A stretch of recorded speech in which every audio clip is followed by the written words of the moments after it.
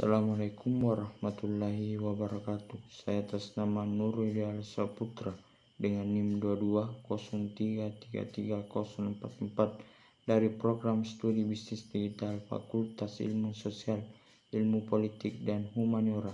Baik, saya akan membahas terkait regulasi dalam penyiaran dan contoh penerapannya.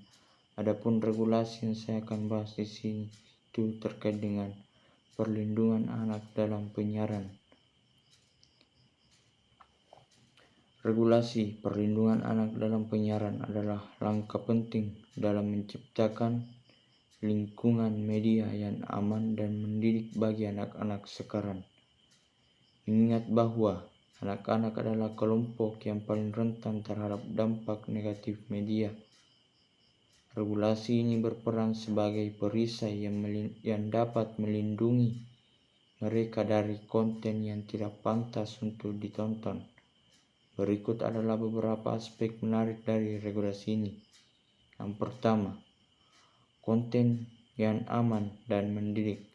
Regulasi ini memastikan bahwa tayangan yang disajikan kepada anak-anak bukan hanya menghibur, tetapi juga mendidik. Program-program yang diharapkan mengandung nilai-nilai positif seperti persahabatan, kejujuran, dan kerjasama maupun interaksi sosial sesama manusia.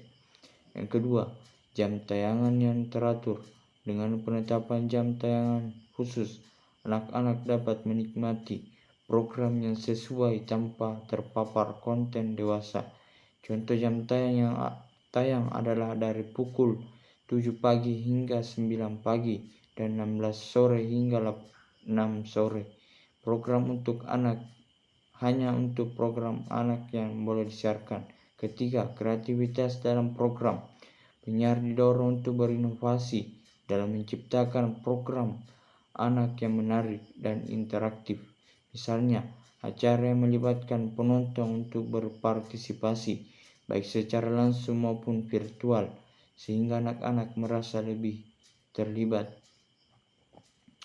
Yang keempat, pengawasan yang ketat. Lembaga seperti Komisi Penyiaran Indonesia atau disingkat dengan KPI melakukan pemantauan aktif terhadap tayangan yang disiarkan. Mereka memiliki tim yang secara rutin mengevaluasi konten untuk memastikan bahwa semua program memenuhi standar perlindungan anak dan sesuai untuk anak di bawah umur.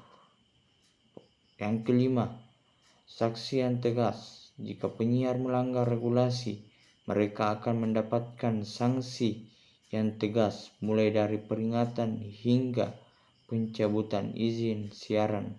Hal ini memberikan efek jerah dan memotivasi penyiar untuk bertanggung jawab terhadap apa yang disiarkan. Adapun contoh penerapannya. Yang pertama, KPI dan pedoman konten. KPI menetapkan pedoman yang jelas bagi stasiun televisi mengenai tayangan anak mereka, mengawasi dan memberikan masukan untuk meningkatkan kualitas konten yang disiarkan. Yang kedua, program edukasi yang populer. Tayangan seperti sinema, kartun, Doraemon, dan Upin Ipin tidak hanya menghibur tetapi juga mengajarkan anak-anak tentang nilai-nilai sosial, budaya, dan lain-lain sebagainya. Program-program ini telah menjadi favorit di kalangan anak-anak dan orang tua. Yang ketiga, kampanye kesadaran.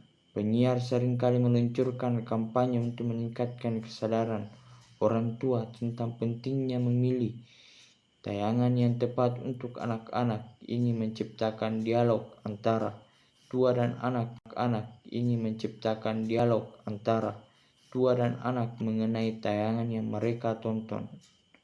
Adapun kesimpulan dari pembahasan terkait dengan regulasi perlindungan anak adalah dalam penyiaran bukan sekadar aturan, tetapi sebuah komitmen untuk menciptakan dunia media yang lebih baik bagi generasi muda dengan pengawasan yang ketat, konten yang mendidik, dan inovasi yang berkelanjutan. Kita dapat memastikan bahwa anak-anak tumbuh dalam lingkungan yang aman dan inspiratif. Dengan demikian, masa depan mereka pun akan lebih cerah. Demikian dari pembahasan terkait dengan perlindungan anak dari konten. Maka dari itu saya tutup dengan ucapan billahi fisabilil haq fastabikul khairat. Assalamualaikum warahmatullahi wabarakatuh.